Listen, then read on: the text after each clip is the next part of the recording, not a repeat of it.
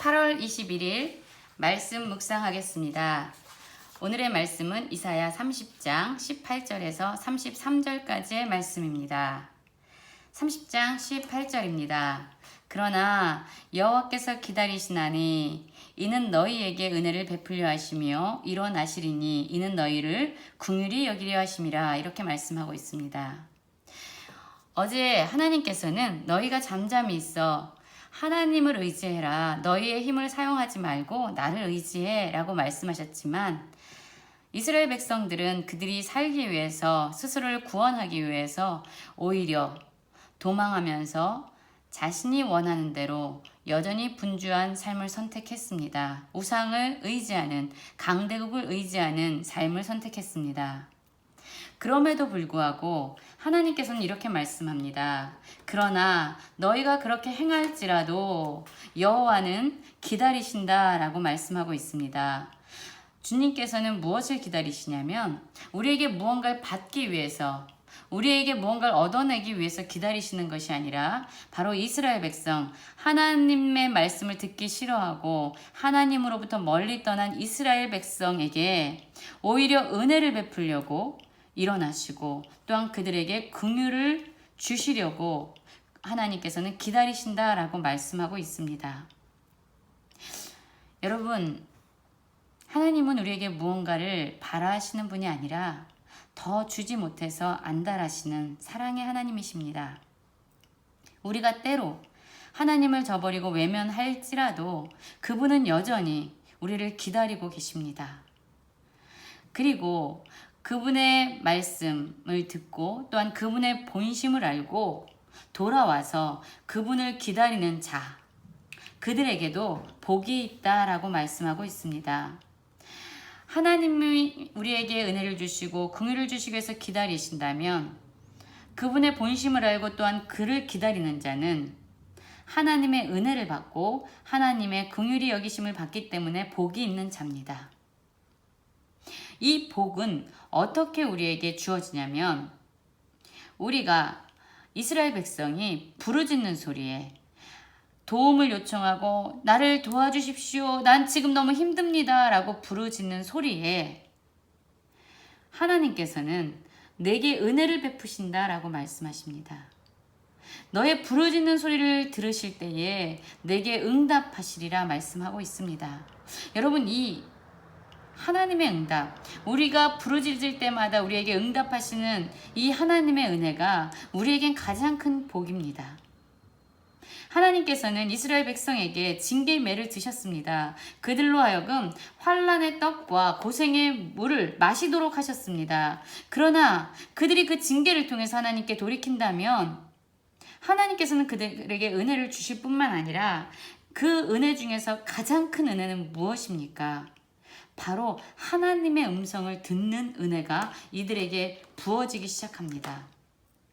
이들의 감겨진 눈이, 영적인 눈이 열려져서 그들을 가르치시는 하나님의 말씀을 선포하는 자들을 보게 될 뿐만 아니라 그들이 치우칠 때마다 치우치지 말라고 말씀하시는 하나님의 음성, 우리에게 바른 길을 제시하는 하나님의 음성을 그들의 귀를 통해서 듣게 된다라고 말합니다. 즉, 하나님은 어떠한 은혜를 우리에게 허락하시기 원하시냐면 우리의 영적인 눈이 열려져서, 우리의 영적인 귀가 열려져서 하나님을 보고 하나님의 음성을 듣는 이러한 회복의 역사를 우리에게 허락하십니다. 그래서 우리로 하여금 바른 길로 가게끔 우리를 인도해 가십니다. 여러분, 우리가 하나님과의 관계가 회복되어지고 하나님의 음성을 듣고 하나님의 행하시는 일을 보게 될 때 우리는 이제 깨닫게 됩니다. 우리가 의지했던 우상, 우리가 힘들고 어려울 때마다 우리를 도와줄 거야 라고 믿고 구했던 이 우상은 이제 그들의 실상을 보게 됩니다. 이것은 진짜로 허무한 것이구나, 이것은 우리에게 도움이 되지 않는 것이구나를 깨닫게 돼서 이제 이 우상을 불결한 물건을 던진같이 던지는 그러한 일들이 일어나게 됩니다. 여러분, 우리는요 우상을 붙잡고 있습니다. 우상을 제거해라 해도 우리는 우리의 힘으로는 우상을 제거할 수 없습니다. 우리가 붙잡고 있는 이 우상을 제거하는 일은 바로 하나님과의 관계가 회복되고 우리의 영적인 눈이 열리고 영적인 귀가 열려서 하나님의 음성을 듣기 시작할 때, 하나님과의 관계가 회복될 때 비로소 우리는 우리가 붙잡고 있었던 그 우상을 비로소 놓게 되는, 그것을 놓아버리고 던져버리는 그런 은혜를 누릴 수 있습니다. 하나님께서 아담을 만드셨습니다. 그리고 온 자연을 그에게 다스리라고 주셨습니다. 온 세상을 주셨습니다. 그러나 아담이 하나님께 불순종하게 되자 이 자연, 이 땅에서는 엉겅퀴를 내면서 이 아담에게 수고로이 그 땅을 갈아야만 수고의 열매를 먹을 수 있도록 했습니다. 이 자연이, 이 땅이 사람을 거부한 것입니다. 그런데 사람들이 하나님께 순종하는 회복의 역사를 경험할 때 이 땅도, 이 자연도 비로소 하나님의 형상을 닮은 하나님의 아들들에게 순종하는 일이 일어납니다. 30장 23절에서 보면은요, 이 자연 만물이 놀랍게 사람에게 축복하는 일들이 일어납니다. 땅에 뿌린 종자, 이 종자에서 먹을 것이 나오고 곡식이 풍성하고 기름지게 됩니다. 왜냐? 주께서 비를 주셨기 때문입니다. 또한 가축들은 광야란 목장에서 먹게 됩니다. 밭가는 소와 어린 나귀도 이들도 맛있는 먹이를 먹게 됩니다.